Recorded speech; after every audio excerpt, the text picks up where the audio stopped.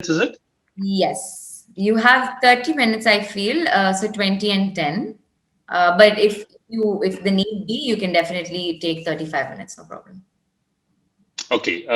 Would you be able to give me a heads up if I'm running out of time or something like Yes, that? Or yes. I'll give it yeah, to you in the chat box, definitely. perfect. Sounds good.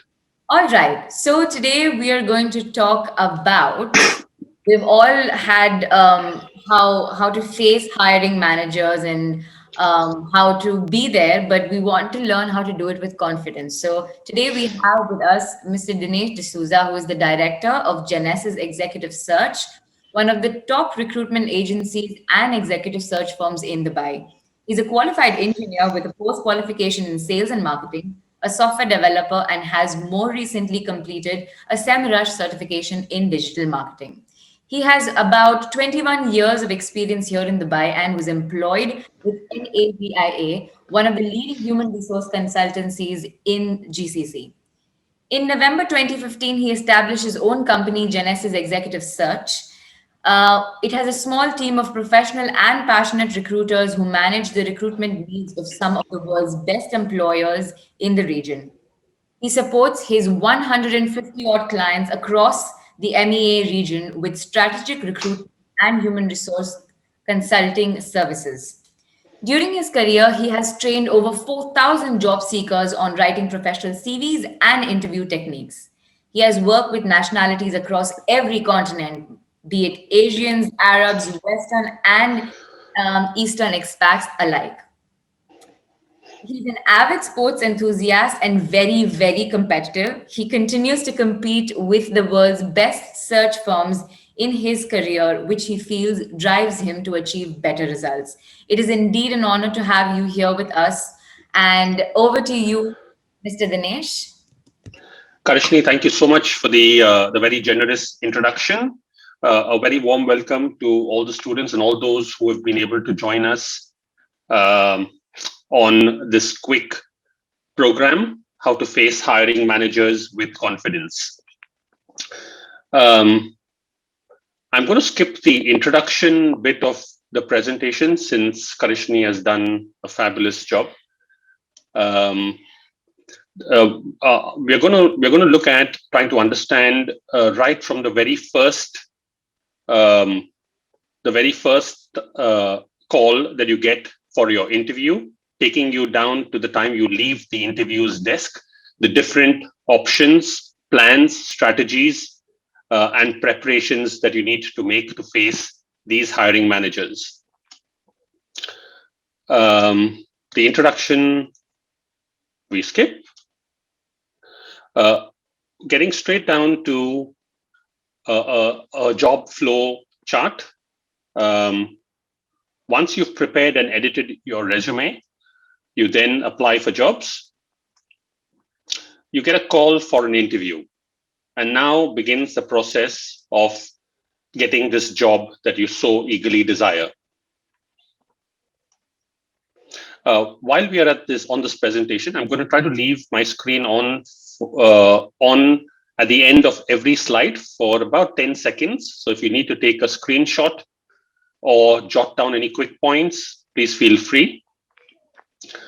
In your job application process, the areas that you can also target to search for jobs are your online job boards. You can look at print media, newsletters, newspapers, magazines, articles on helping you being led to which companies you want to apply to. Recruitment agencies like Genesis, an obvious choice, and there are a lot of companies that can help you in your job search. Company websites that directly accept applications for a particular position, and obviously the last bit. Sorry, I just missed that. Let's go there. And then you have your network that can lead you with hints and leads on where to apply. The different job application processes begin with you.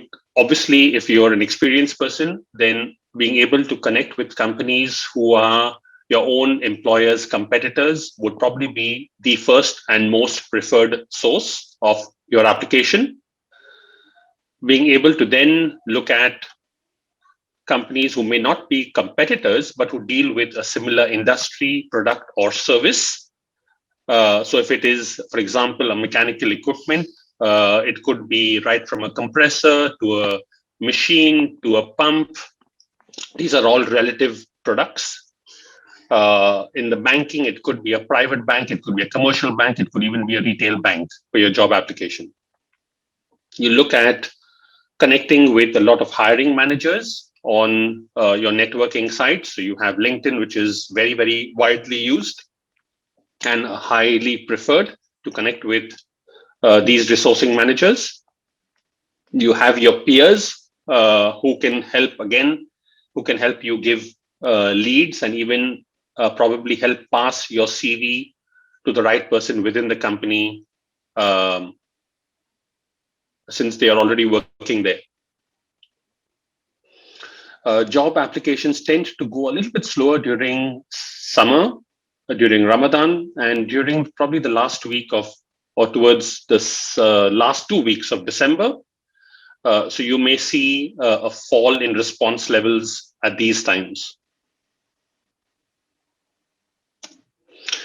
Coming to a quick outline of your interview process, which is the key of our subject today. We are going to try to understand the first stage of your interview techniques preparation, which is doing your research. We're going to try to understand how you research, what to research, who you're going to research, how to prepare a CV gap analysis, and what exactly is a CV gap analysis, and how uh, to present yourself at the interview. We're going to understand what are the different types of questions, right from a very simple common question to some cultural and tricky questions as well. We're going to understand how you close up your interview and how much should you really follow up with the company and the interviewer.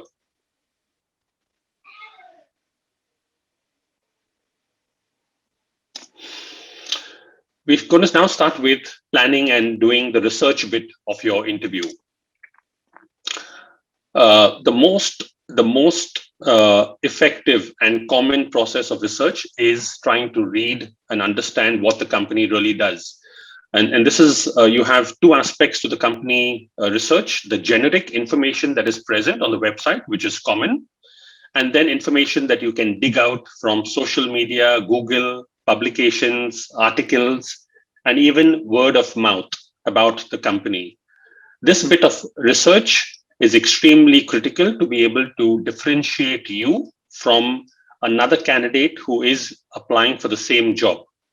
Interviewers like to see people who do a lot of research. Once you've done your company bit of research, understanding who you are going to be interviewed by is also important. So doing a little bit of research about the interviewer himself or herself helps equip you with understanding the knowledge and experience level of the interviewer. Again, LinkedIn is a good source to probably try to do the research, but there are a lot of other media and networking portals that would help give you information about the background, qualifications, and technical or non-technical expertise of the interviewers. You may also see areas, or you may also see connections of your interviewer to maybe people that you know, and trying to find out a little more about the interviewers will help equip you with better information. One common aspect that most candidates miss is knowing who the competitors of the company that you're going to be interviewed for really is. And I think this competitor-based research helps you get that advantage over other candidates. Again, like I said, interviewers like do research. And there's nothing better than someone who has researched competitors of your interviewer's company, and picking up information about facts, figures, numbers, how those competitors work. At least some basic information will help get you that advantage. The location bit of the research is important because you don't want to land up for the interview and realize that there is no parking spot. And that's going to cost you time and may even result in you reaching the interview late. It may make some sense to probably visit that location maybe a day or a couple of days before. So you are not only familiar with the travel route, but also with parking or the metro locations to help you reach the interview on time or before time. You will definitely project information and of being someone who is not only interested, done their homework, and also pays a lot of attention to detail.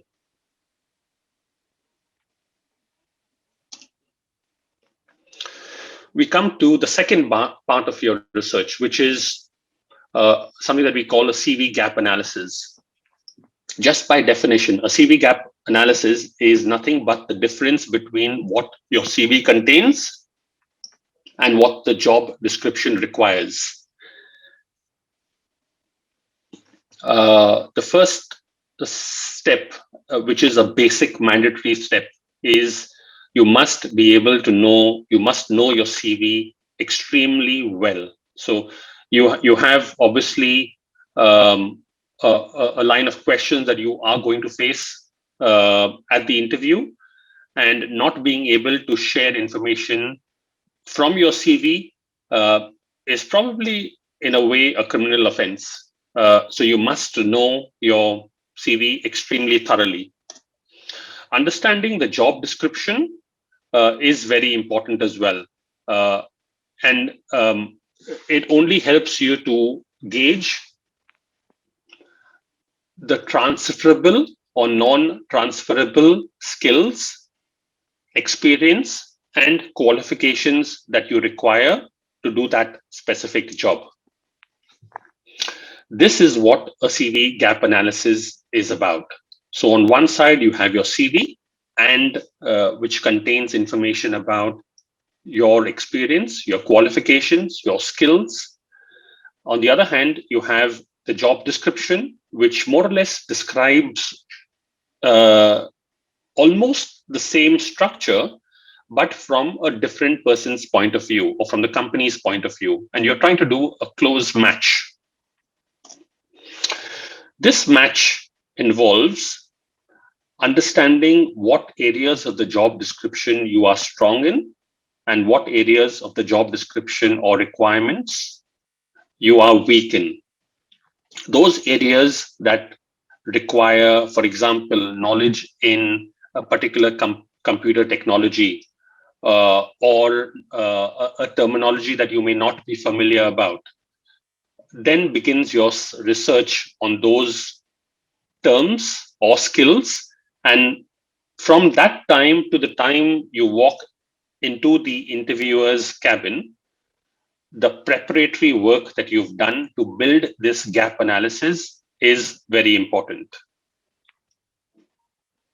At the end of the process, the idea is that your CV must be aligned to the job description in every single aspect: the experience, the education, the skills, and to a great deal, even the personality traits.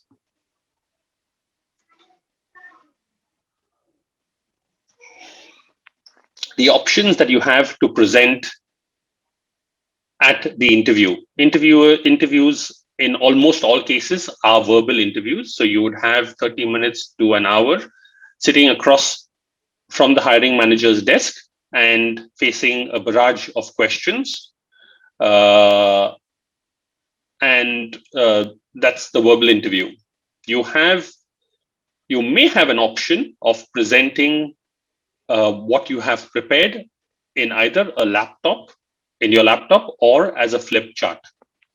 And this becomes important when you've been able to do comprehensive research about different situations or competitors that you want to present at the interview.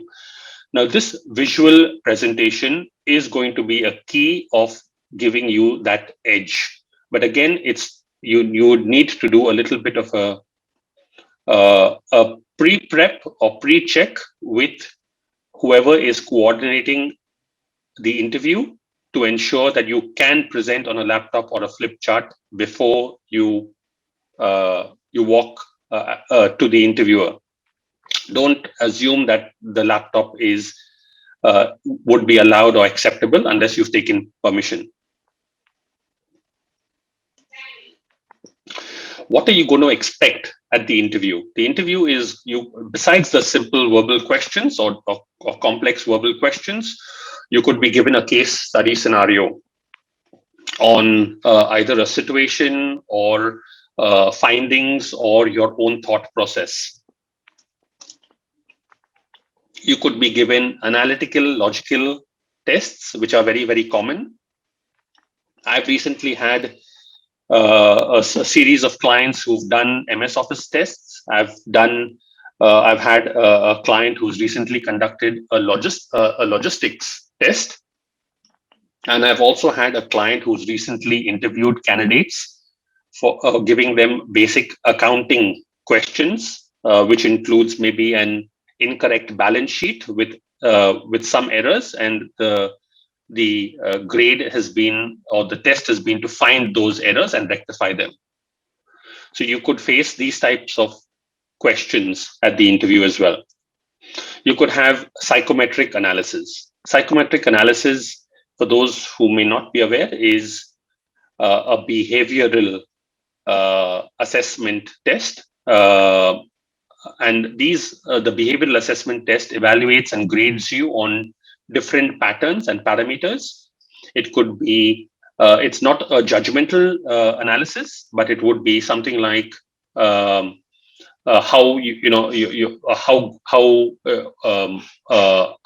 how your personality drives you. So if you're faced with, let's say, a hiring or in a situation where you are required to get annoyed, would you be very angry? Would you be angry? Are you a calm person? So you have multiple choice and you choose which is most applicable or least applicable to you in a psychometric test. So it's a non-judgmental behavioral analysis test. This test helps interviewers understand the personality of the individual. You have industry specific technical tests, like I gave you the example of the accounting test or the logistics test. So you would have, in most cases, objective tests where you need to select the right answer. Most recently, also an Excel test with macros, and HLOOKUP was conducted by a multinational company, and the candidates who were shortlisted for the first round of interview had to pass the test within a specific time frame to then qualify for a second face-to-face interview with the company.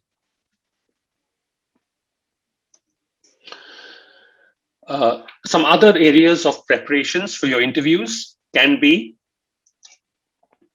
mock interview question and answers. So in your preparation, you prepare yourself for what types of questions you could be asked, and also practice your answers. You can run this preparation with a family or a friend or even a colleague. Make sure that you're not late for the interview. I would probably recommend you be at the interview venue at least 10 to 15 minutes before your interview begins. This will help you, one, get your bearings in order, help you pick up a glass of water, which would calm your nerves, help you get familiar with the surroundings, and help you with any last minute preparation that you need to do. Again, it could be advisable to carry 2 copies of your CV and cover letter. If you have any recommendation letters or reference letters, and education certificates. You may want to carry that as well. The certificates may not be as important as the first three documents. The recommendation letter would be very important, considering reference checks being conducted post the interview process. Um, for the gents, I would probably suggest wear a dark trouser, a light colored shirt with tie, and clearly polished formal shoes. For ladies, a business suit, a skirt would do as well. As much as possible, for those from the subcontinent, try to avoid the very traditional attire in your home country, but keep it more business, more professional. Your interview would help you stress on your achievements as opposed to the responsibilities. So the one who's going to crack this interview is going to be someone who's portrayed themselves as an accomplisher, an achiever, as opposed to someone who is only sharing the different responsibilities. Yeah, so base your answers a lot on your accomplishments and achievements. Remember, your interview is your sales pitch. While it is your sales pitch, it is important for you to ensure that you're honest, and uh, you don't say things that you've not done. But at the same time, you need to be confident, you need to be honest, and you need to be able to convince the interviewer why you should be selected for the job over any of your other competitors.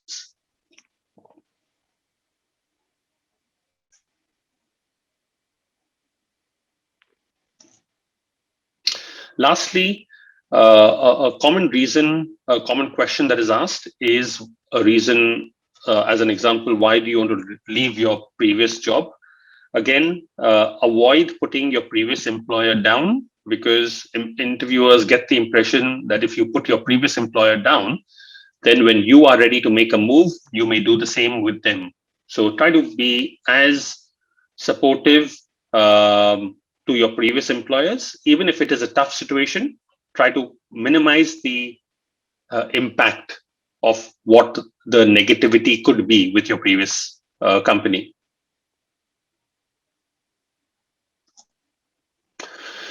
The use of body language. Now, the body language becomes a very important aspect at the time of your interview, right from the voice to your posture to your handshake to your eye contact. These are extremely important to give the interviewer a sense of your personality. So we start off with a good, confident handshake at the time of the introduction, and the handshake must not be a three-finger handshake or a very loose handshake. It must be a good, confident, fist clenched handshake. Mind that it's not too hard. Um, while we're at the handshake, a word of caution: if you are being interviewed by a local lady, I would probably recommend watch her hand movement first. If she does not stretch her hand out, then best not to stretch your own hand out. I myself have got myself into a very awkward situation several years ago when unknowingly, I was refused the handshake because the lady did not does not shake hands. Um, Smile makes a lot of difference. So make sure that your interview is a cheerful, confident, and a smiling, a smile throughout the course of the interview to bring out your friendliness. Upright posture, maintain eye contact with all the interviewers.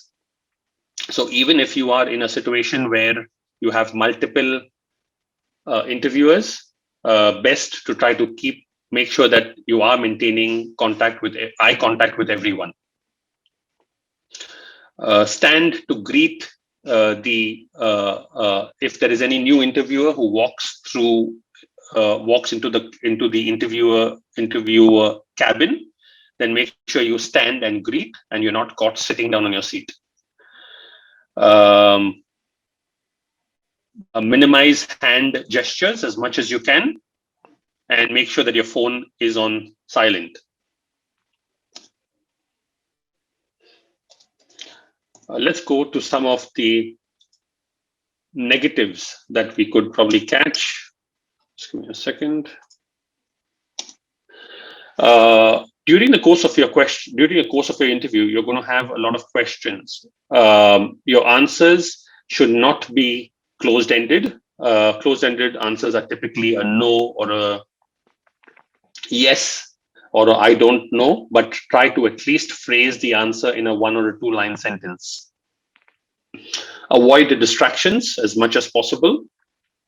If there is any noise or disturbance in the surrounding area or outside the interviewer's desk, keep your attention focused on the interview. Avoid chair rotation. Your chair needs to be as fixed um, in its position with minimal movement. Yeah. Uh, Crossed or folded arms signifies a lot about your personality and tends to show that you could be a closed person. So keep your arms, make sure your hands are not crossed or folded. Some words that we can avoid at the time of the interview: typical no. If you've not done something and you want to elaborate it in 1 or 2 lines. Words that cause you to stutter should be avoided. Words that are groovy, cool, definitely avoidable. The interview is very much about you, so keep it as I or me, rather than showing that you depend on a team.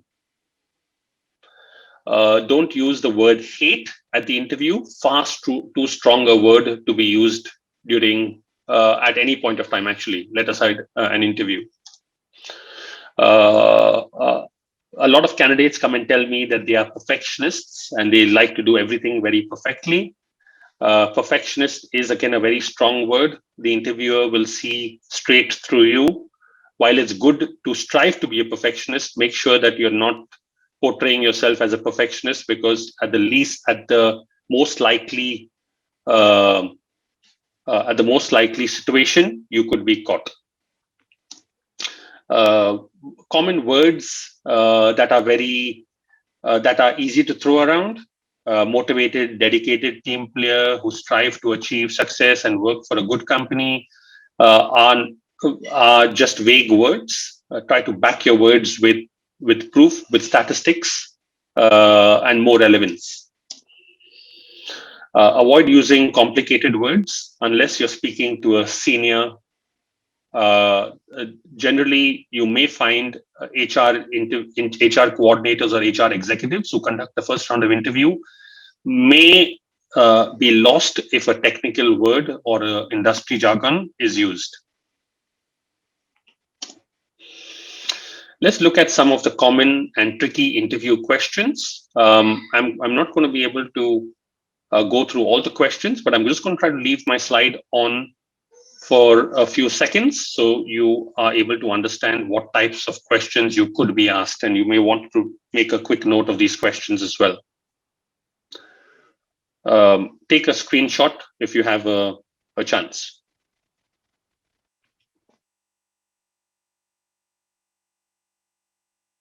So right from can you tell me a little bit about yourself, to why you are leaving your current job, why you're looking for a new position, to the end of the interview, which could end as, do you have any questions for us?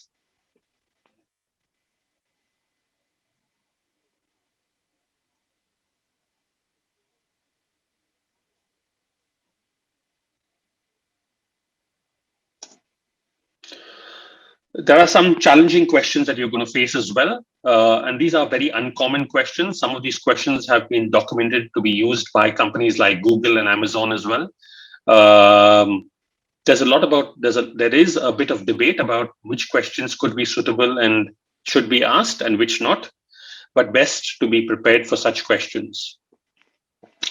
Uh, Question number, most of these answers need not necessarily be, it's not the question of it being the right answer or the wrong answer, but the interviewer wants to try to understand your thought process um, in analyzing and understanding the situation more than the answer itself.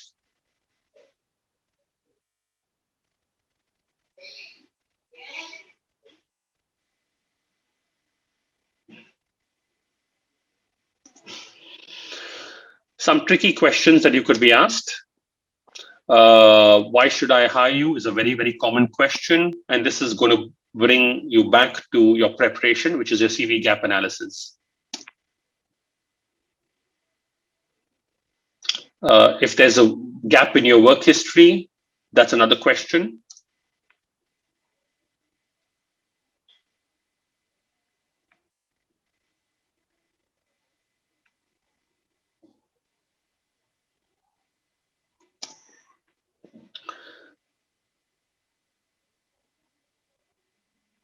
So tell me about yourself. Try to keep it as relevant. Don't go back too much to family, friends, but keep it relevant to talking about your personality, talking about how you fit into a job and the skills that you possess to do this job correctly.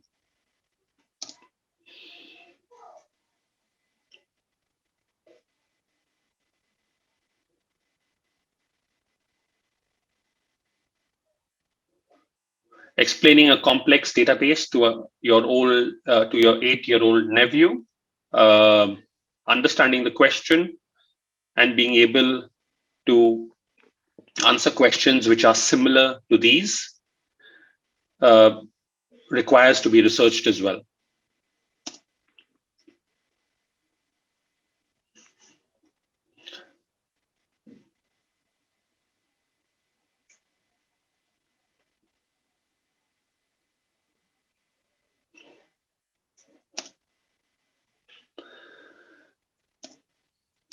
Best to try to take a screenshot of some of these questions that are coming on your screen right now, and then probably when time allows, it would help you review, understand, and prepare for these questions um, beforehand.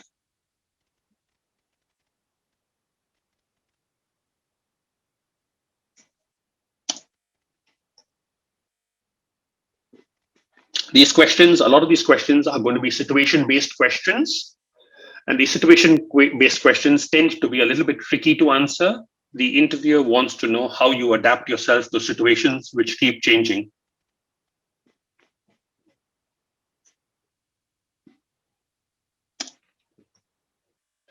Keep practicing your interview. Your interview preparation is nothing but the more you practice for the out of the ordinary, the better prepared you are. Don't ask questions. Don't ask the interviewer questions that give the impression that you're more inclined towards salary or benefits or vacation. Try to try. Don't make your interview again based on a personal agenda. Try to incorporate as much of sharing um, a mutual understanding at your interview.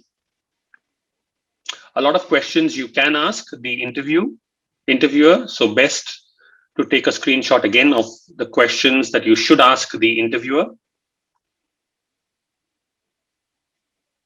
And it is important that you ask the interviewer questions because it shows again interest. The last is your follow-up. Don't overpower follow-up calls. but make sure that you follow up with, first of all, a thank you email to the interviewer who's conducted your interview, followed by one or two casual courtesy emails to understand and show your interest um, for the interview. It's very important that the interviewer understands that as much as they've asked the questions, you too are interested in replying, in asking questions to clarify the doubts that you have.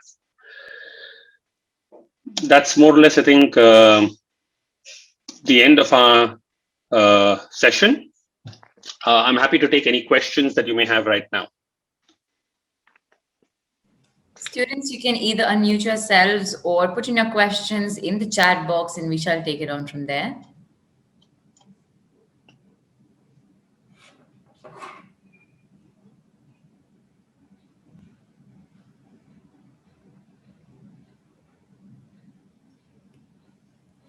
All right. I think the session was pretty detailed and extremely informative. As always, as I don't know if you guys know, but we've had Mr. Dinesh come in and speak to us students and um, on multiple occasions, and it's always been a pleasure. So thank you so much once again for taking out time from your extremely busy schedule.